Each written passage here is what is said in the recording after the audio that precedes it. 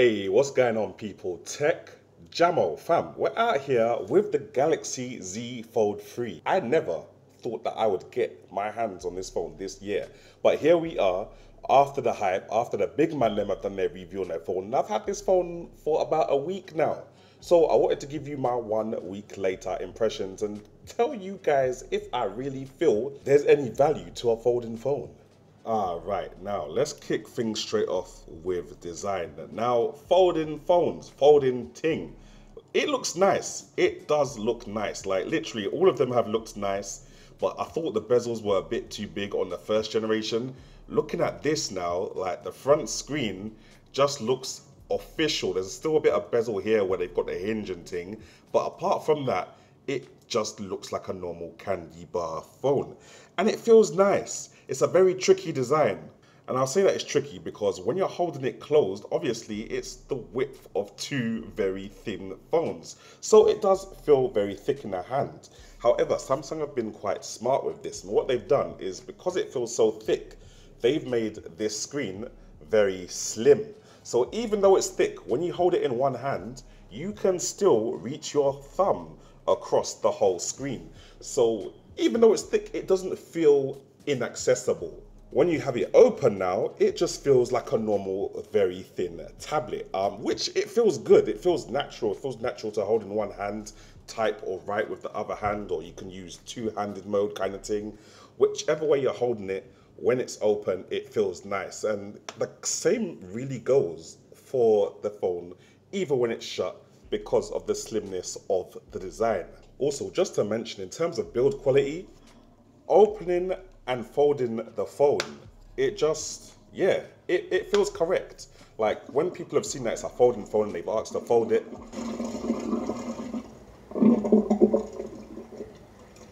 when people have seen that it's a folding phone and they've asked to fold it, I've not really been scared of how hard or how tough they are in terms of unfolding it and refolding it, because it's got a very strong hinge and you can feel the quality when you open it, and you can hear that little clap when you close it. Now, I don't really want to go into specs and talk about specs that much, because I'm more interested in how the phone feels, how it actually works on a day-to-day real life thing. However, just a quick thing for you guys that are interested in that kind of thing. We got a Snapdragon 888, 12 gigabytes of RAM, 512 gigabytes of SSD in this one, and I think you get 256 gigabytes of SSD in the starting price. 12 megapixel cameras on the back, you've got a camera on the front, and you've also got a hidden camera inside. You get wireless charging, both screens are 120 Hz 2K screens, and you've got IPX8, or basically you've got waterproofing, but you haven't got sand and dust proofing. Now, talking about the screens, the thing I love the most about this device is that the only way to be able to get it right, I feel, is if you've got consistency among both the screens. Don't make one screen really good and then the other screen is a kind of, you know, you're using this screen to save battery, or you're using this screen because you can't be bothered.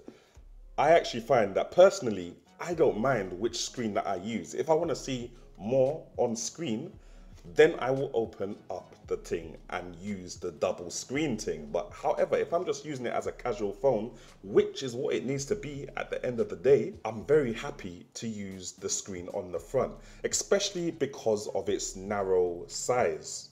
Both screens are very sharp and both screens get very bright in normal daylight as well. So it's very easy to see whether you're inside, whether you're outside, and whichever screen you're using. Now, audio, I'm not gonna lie, you got one speaker on the bottom here and you got one speaker on the top here, and they're okay. They're you know, they're not too bad. You got stereo speakers at least. However, the issue is when you're watching content like this, it's quite decent.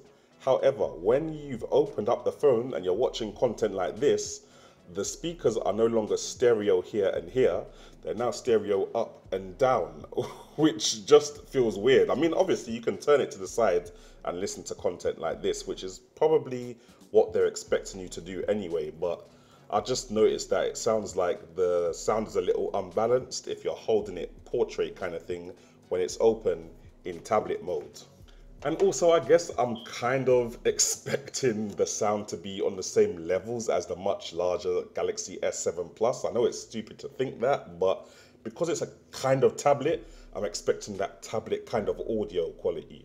Now the cameras are very good. Like obviously you've got the front facing camera here and you've got the internal camera which is kind of hidden until you start using it. However, that internal camera, I feel like they've just forced it. Honestly, it's a bit gimmicky.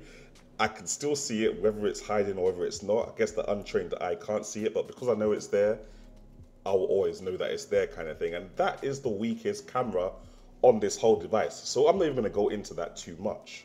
Now the front camera on the front screen is actually not too bad. You know, a little selfie camera, it can do 4K 60 on the selfies.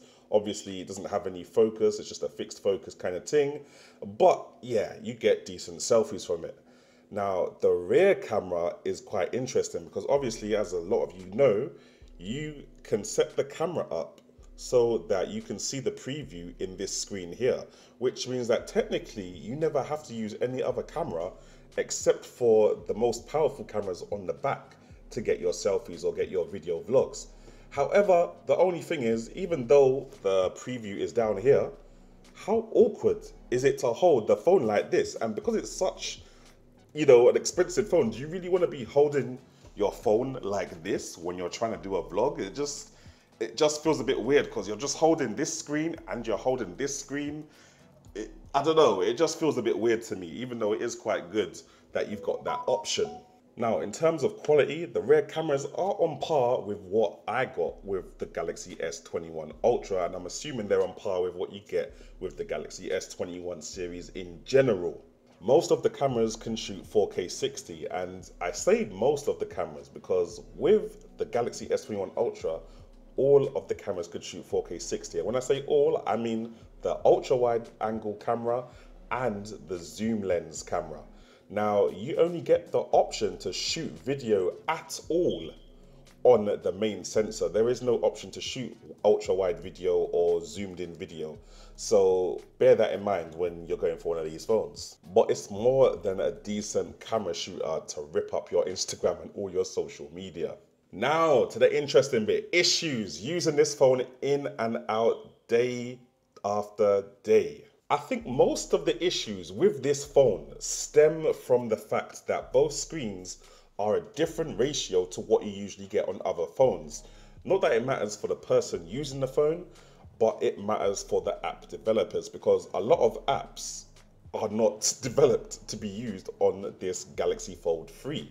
Any app that is able to be used on this phone is just an app that can be resized regardless of what device it's being used on. For example, Gmail and a lot of other Google Suite apps, they're able to be resized on demand. So when you're using them on the front screen and you open to the secondary screen, it doesn't matter because the app simply resizes and you're on your way.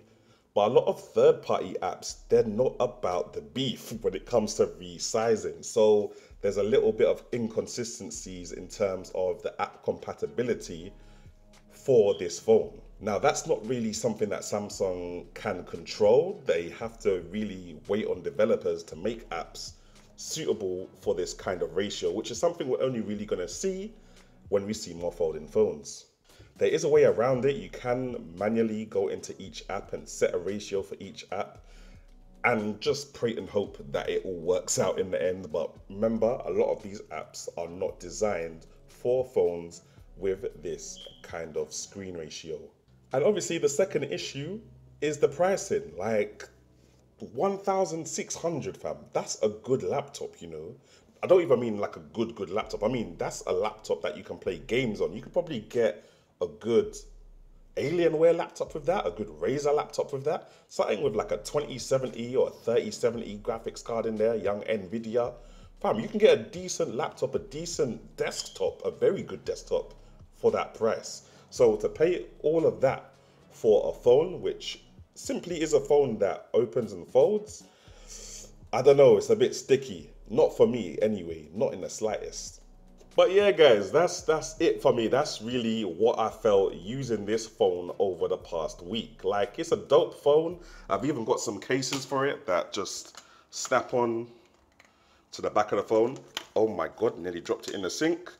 But yeah, they just snap onto the back of the phone when they want to, kind of thing. I'm going to do another video for these cases. But yeah, let me know what you guys think about the Galaxy Fold 3. Are you thinking of pulling the trigger yet? You're going to wait a little bit? We shall see, innit? I don't know if I'm keeping this. I don't know if I'm keeping this. This is way too pricey. That's way too high.